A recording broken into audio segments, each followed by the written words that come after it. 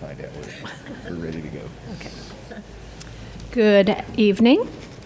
Welcome to the February 13th regular City Council meeting.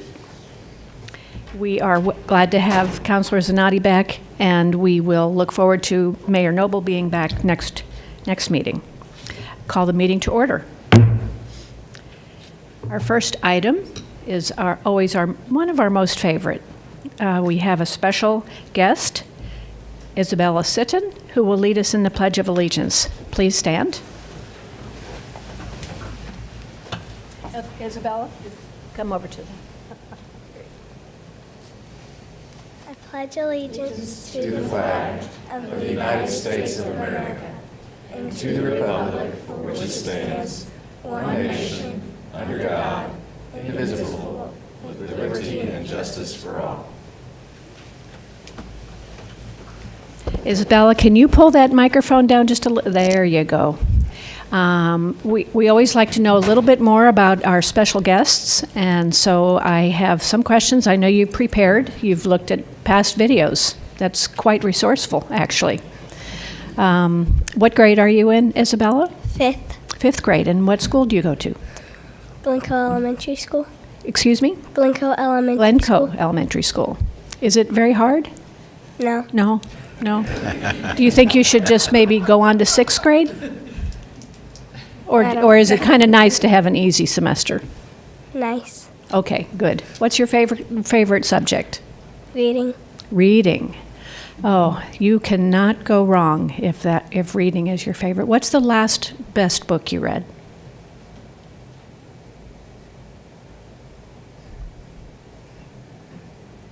Was it a math textbook? No. I can never remember the titles of my favorite books. Who brought you here tonight, Isabella? My parents. Your parents. Can you introduce them? What are their names? Robert and Elizabeth Sitton. Sitton. And we have been featuring children of employees of the City of Stillwater. Is your mom or your dad an employee of the City of Stillwater? Who works for the city? My dad. Your dad. And what does he do? He's a firefighter. Ah, very important job, isn't it? We really appreciate his work. Okay. Does any other counselors have questions? No? I think I would love to know who did your hair. Me. By yourself?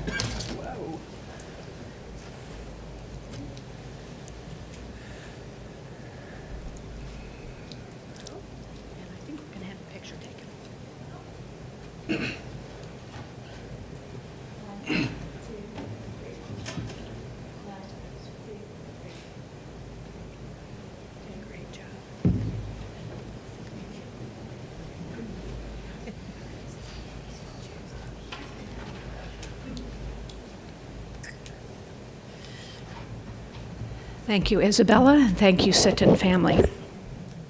And now we move to item 3, proclamations and presentations.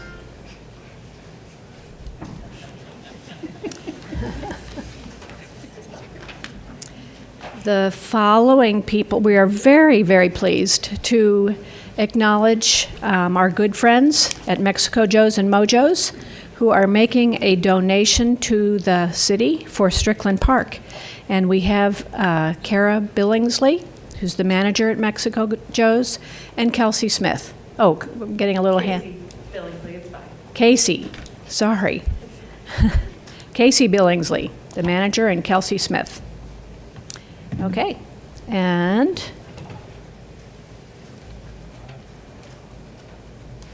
I think I am.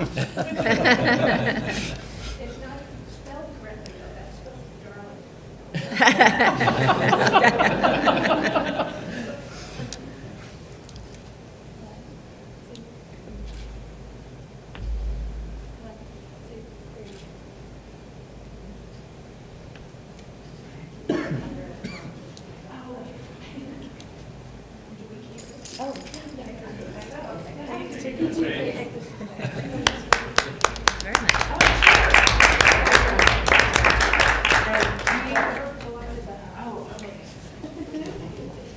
Hi. We sell parking for football game days, and then we donate money to Strickland Park because they're a good neighbor of ours. So that was it. Okay, thank you. Thank you.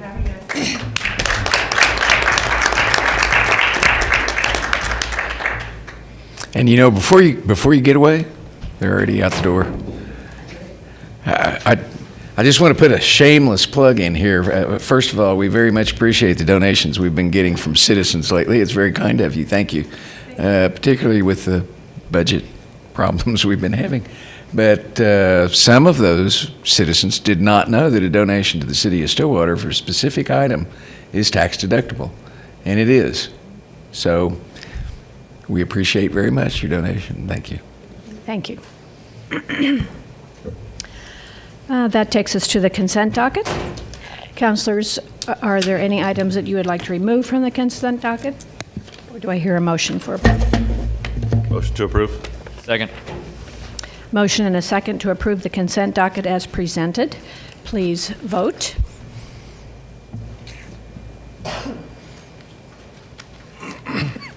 And that passes 4-0. Item number 5, public comment on agenda items not scheduled for public hearing. We don't have any speakers tonight, so we will move right on to, we'll skip items removed since we didn't remove anything. And number 7, Mr. McNichol. That report on sole source purchase with infrastructure management systems will be given by Charlotte Laverne. Good evening. I'm Charla Levern with Transportation and Stormwater Services, Interim Transportation Director. And, okay. Hop into this slide. You may remember that we came before you for pavement management program overall and kind of gave you a summary of what it might look like for this year, although every time we do an individual contract, it somewhat changes the numbers, but we tried, we have that goal, or not the goal, we have the number of 2,396,174 for this fiscal year.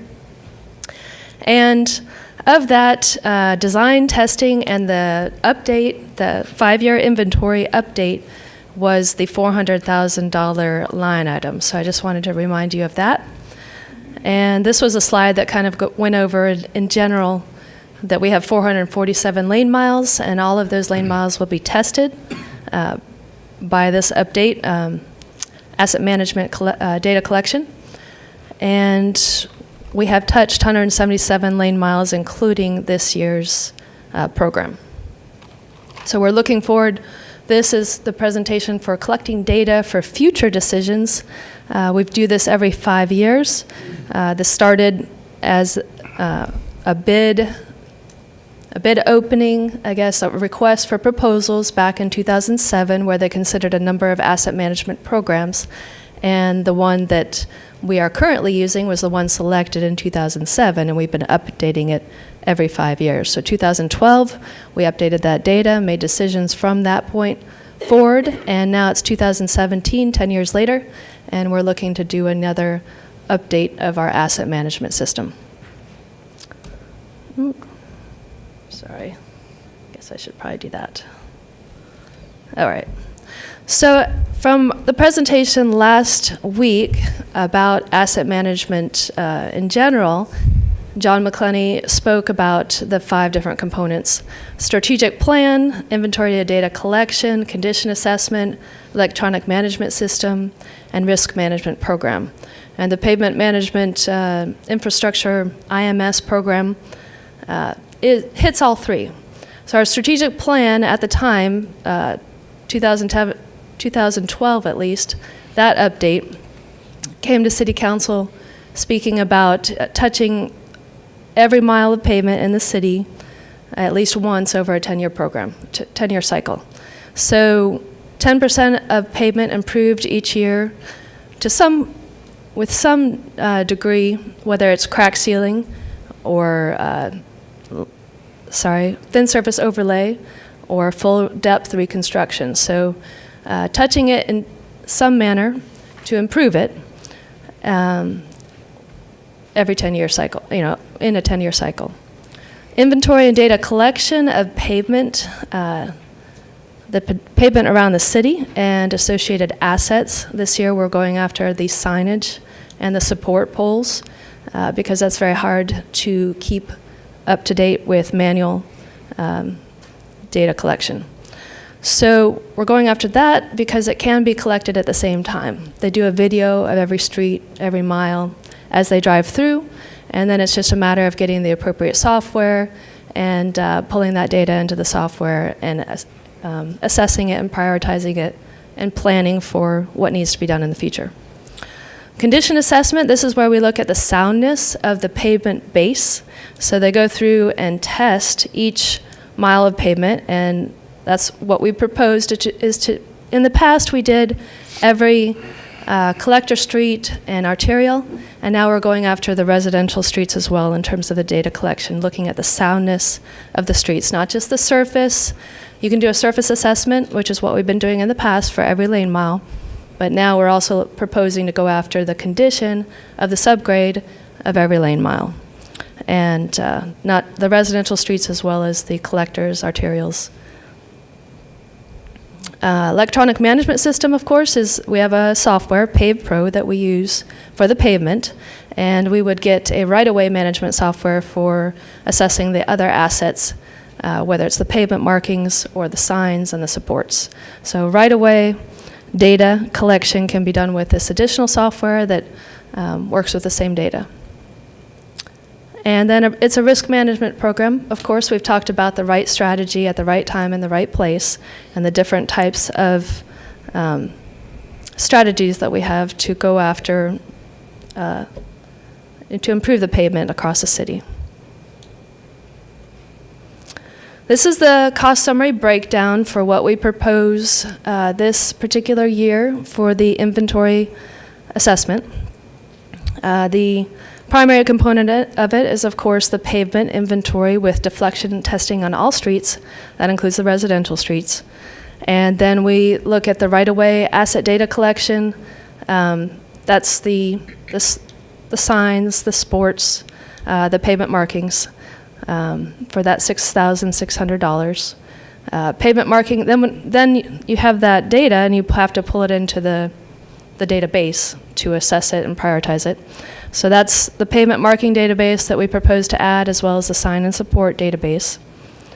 And then they would also go through the city and do the visual nighttime retroreflectivity field survey, and that's what we need to do of all, not only regulatory signs, but warning signs, street markers, and overhead signs on all the signals. So that's something that Federal Highway Administration has required of all cities across the nation, and they had certain dates by which you were supposed to achieve regulatory, 2015, January 2015, and then January 2018 was our next deadline we had to meet for street markers. So we're proposing to show that we're making an effort towards collecting that data on retroreflectivity and replacing it, so that if they come back and ask us if we've been meeting these goals, we can say, yes, we've been doing our best with the budget that we have to understand where our needs are and replace them on take care of our assets. So that's something that we haven't, you need somebody who's either age, I believe it's age 60 or older to be driving at night. So you have 2 people driving around the city collecting all the data, or we can hire somebody to do it. So it's been difficult to try to get, to be able to do that in these last couple of years, be able to schedule the right people to do it. And so we propose to get it done as part of this inventory, and then we don't have to worry about it. So the software training, we propose to train some people in operations to be able to use these databases, especially with signs and supports, to be able to use it, help assess, prioritize, identify what to do when. And video storage for future right-of-way extraction. There is additional data in those videos that we're not proposing to come to you to ask to build a database and acquire, to track those assets. But there are additional things that we could extract out of that database in the future if we were to store it now. So that's the $795. And then the GIS image drive-through viewer is just very helpful to figure out, be able to visualize this data in the field. And we've been using it and propose to continue using it. The alternatives that we put forward in the report are: 1, to award the contract of $175,127 to infrastructure management services. 2, to direct staff to negotiate a contract with a different scope. 3, direct staff to go out for bids for a non-sole source provider and consider different associated asset management systems. Or 4, no contract award at this time. Thank you, Charla. Thank you. Counselors, any questions, comments? I had just a question. The databases, so you're starting this from scratch, so to speak, so the databases are brand new, and so is this a one-time cost to get this set up? And Yes, right now we have the pavement database, and we just update that. But we do not have, we haven't built out the database for the signs or the supports associated with that, or the pavement markings. So those would be new databases that then we could update on a regular basis and as needed. You go? Go ahead. Why are you recommending this as a sole source contract to IMS? It is because we we went out for bid for multiple to look at different software in 2007, and we selected this particular software. And then every 5 years, we're proposing to update that software. So we're proposing to not start from scratch, but continue building on what we have. So if it wasn't sole source, we'd have to replace all the stuff we've already got instead of just adding on to this one. Yes. I mean, well, you would, if IMS were to win, if we went out for bid and IMS were to win the bid, then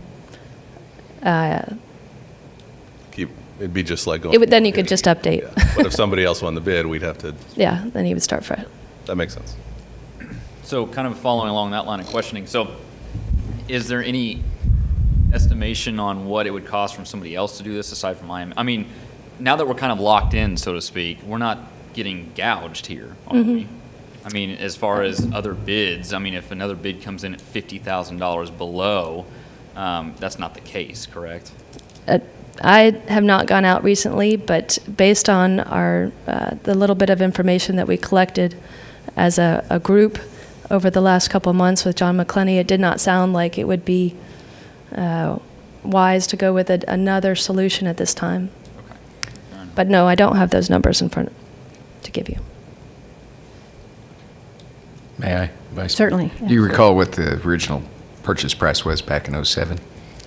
No, You do I not? can. Okay. I could definitely look it up for you, though. Okay. Yep. If you want to delay, and I would definitely research anything you want me to research. Counselors? Is that crucial information for you? No. I mean, like I said, if we're pretty much bound and determined we're going to stick with what we got, which, I mean, sounds like a reasonable thing to do as long as, other bids aren't exceedingly under this 98,000 proposal is, then I don't see what the relevance of the initial bid serves at this point, so. Long story short, I don't want to waste your time. I will do whatever I need to do. So. I had one question, Charla. When you mentioned signage and poles or support, is that support for the signs? Yes. Or not just support of anything that we have, not support poles No, for anything? it would be support of those signs, whether it's regulatory, warning signs, street markers, overhead supports. We just like to track that as well because they do get old, and there's also some aesthetics associated with it, but there's some safety associated with it because there's breakaway poles. The newer poles are breakaway, and the older poles may actually cause more injury if someone runs into it. Right. So we would like to update those poles throughout the city. Great. Okay, counselors? This falls within the $400,000 line item that we have Yes. already in the budget for associated Yes. materials. The other $225,000 in that, is that going to be spent on something else this budget cycle, or are we not spending that? No, we will be coming forth with a proposal for the design, but right now the estimate is like $134,000 for support of the mill and overlay and the reconstruction, and so we'll be coming to you for that, for you to review that. But that's my initial scope and fee that I've been given by Olson and Associates. And then the estimated testing cost would be about $10,000, so we'll be coming far under that $400,000 that we laid out. Okay. Thank you. Okay. Thank you very much.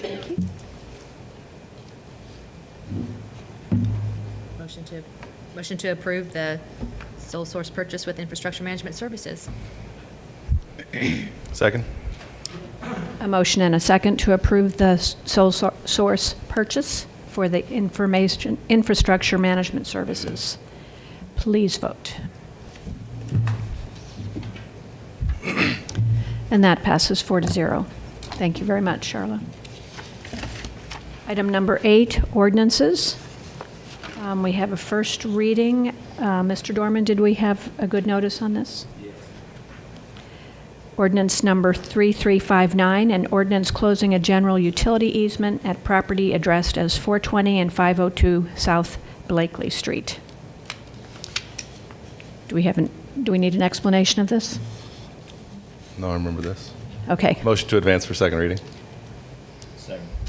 We have a motion and a second to advance this to second reading. Please vote. And that passes 4-0. It's not even 6 o'clock. Can we slow this down a bit? You have one more meeting. Okay. Item number 9. Hold on to that gavel, huh? Well, I just don't get to do this much, and I'm a little rusty. I need more practice. Reports from officers and boards. Mr. Dorman. Okay. Mr. McNichol. I have 2 or 3 items. Thank you. Wonderful. First, ODOT continues to oversee construction of the 6th and Perkins intersection and the Western Road project from McElroy to Lakeview. Both projects are on schedule and on track for completion this fall. And we appreciate our residents who have been avoiding the area and using detours around the area. And we've actually had some very good suggestions from citizens who are using other signalized intersections to avoid that area, and have suggested some timing changes, and we've looked at it and done that, and traffic seems to move better. Next item is just a reminder that there is an election tomorrow here in Stillwater. Mm-hmm. So go vote. Polls are open from 7 to 7 tomorrow. Finally, I had the pleasure of attending, and no one was injured, a police and fire charity basketball game Friday evening. Very spirited game. But the bottom line is that they raise a lot of money for programs that they do in the community throughout the year. So I very much appreciate their, one, that no one was injured, and two, that they do events to give back to the community. Mm-hmm. It's a friendly rivalry, right? Friendly? Mostly. Yeah. Till about the end. Do they keep score? Oh, yes. Yes, they do. Okay. Should I ask who won?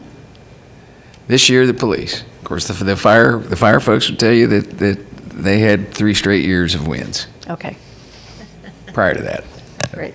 We are very thankful to our fire and police personnel. So I cheered every time anybody made a basket. True city manager style. That's right. Yes. Counselors, any announcements? Go first? All right. The city wants to hear your input on how to allocate federal funding for the benefit of low to moderate income neighborhoods with the 2017 Community Development Block Grant. the CDBG, as affectionately called. And this grant is for projects and activities that typically fund park and playground equipment, fire protection, and streets, just to give examples of what that funding could be about. We want input. The input meetings are scheduled for Friday, February 24th, 11 a.m. to 1:30 p.m., and Wednesday, March 1st, from 4 to 5:30 p.m. at the City of Stillwater Community Center, 315 West 8th Avenue in room 100. So if you're interested in figuring out how to spend the potential federal funding for that, then we encourage you to attend one of those input meetings.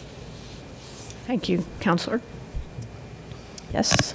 Most City of Stillwater offices are closed Monday, February 20th to observe President's Day. For Monday, waste collection customers, trash and recycling will be picked up as usual. Yard waste will not be collected. And last but not least, a reminder to receive emergency alerts. You can sign up for using our mass notification system, affectionately called Be Informed Stillwater. The service allows you to sign up for texts, voice, or email. Some examples include receiving notifications for emergencies that can affect your home, workplace, or your child's school. And if you're interested in signing up for this, you can sign up at the link located at stillwater.org under online services. Anything spontaneous? I'd Happy say that Valentine's the- Day. Yeah, Okay. there you go. Okay. Tomorrow. I'd say that the daddy-daughter dance on Saturday Oh. was a huge success. Huge. I can't speak for the earlier dances, but the 7 o'clock dance was excellent. Had a great time. I heard John Dorman was tearing it up on the dance floor, so congratulations, sir. It was pretty scary. It was a really great event. The community center staff and everyone who helped work on that did a great job. My daughter had a wonderful time. You had great weather. I mean, you Yes. can- Yes, uh-huh. It was a little hot for the horses. Was it? The horses drawing the carriages were working a little hard in the 80-degree heat. Yeah. Other than that, it was wonderful. I read that they're even going to add more dances next year. Really? Yeah, because they had sold out They sold all everything. 3 of them. Yeah, Yeah. 2 more, I think. So be thinking about that, put that on your calendar next year. If nothing else, I will, do I hear a motion to adjourn this meeting? So moved. Second. Motion and a second to adjourn the meeting, please vote.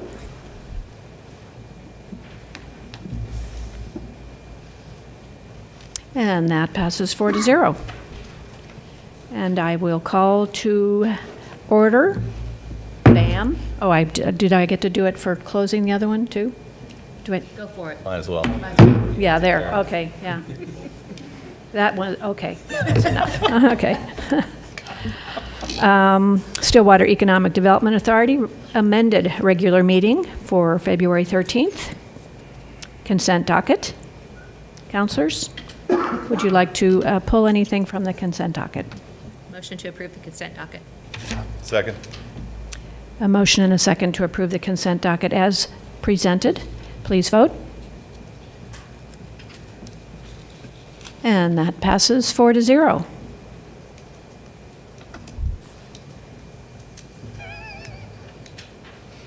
That takes us to public comment. Does anybody want to talk? No? Okay. General orders? None. Reports from officers and boards? Mr. Dorman? Nothing to report, ma'am. Mr. McNichol? Record fast meetings, Vice Mayor. I've been practicing on that part, just stumbling on the words. Trustees? Okay. And a motion to adjourn. So moved. Second? Motion and a second to adjourn. Please vote. And that passes 4-0. And it is not even 6 o'clock. Whew.